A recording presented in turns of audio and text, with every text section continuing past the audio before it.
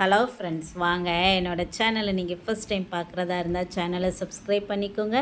All நோட்டிஃபிகேஷனை on பண்ணி வச்சுக்கோங்க. காய் எதுவுமே இல்லாத சமயத்தில் டக்குன்னு இப்படி ஒரு லஞ்ச் பாக்ஸ் ரெசிபி ரெடி பண்ணிடலாம்.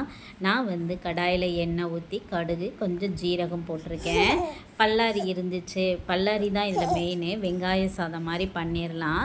ஒரு 2 பல்லாரியை நல்லா கட் பண்ணி எடுத்து இப்படி எண்ணெயில் வதக்கிக்கோங்க. சாரி ஃப்ரெண்ட்ஸ், என்னோடய பாப்பா கொஞ்சம் சவுண்டு கொடுக்காங்க, கொஞ்சம் அட்ஜஸ்ட் பண்ணிக்கோங்க. 2 பல்லாரி நல்லா வதங்கின பிறகு 2 பச்சை மிளகா காரத்துக்காக சேர்த்து அதையும் நல்லா வதக்கிக்கோங்க. அந்த ஆயிலே நல்லா ஃப்ரை ஆகணும்.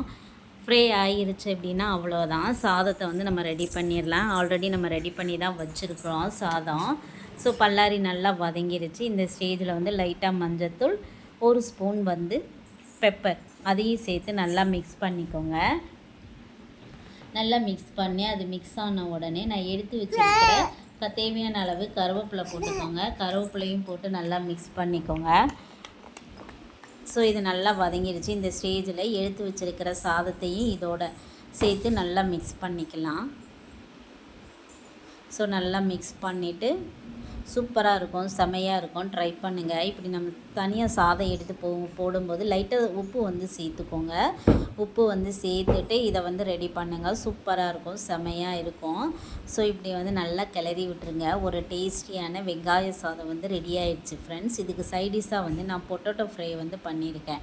இதே மாதிரி செஞ்சு பாருங்கள், கண்டிப்பாக உங்களுக்கு பிடிக்கும். பிடிச்சிருந்துச்சுன்னா சேனலை லைக் பண்ணுங்கள், சப்ஸ்கிரைப் பண்ணுங்கள் ஃப்ரெண்ட்ஸ், ஃபார்வர்ட் பண்ணுங்கள். தேங்க்யூ ஃபார் வாட்சிங். நெக்ஸ்ட் வீடியோவில் மீட் பண்ணலாம்.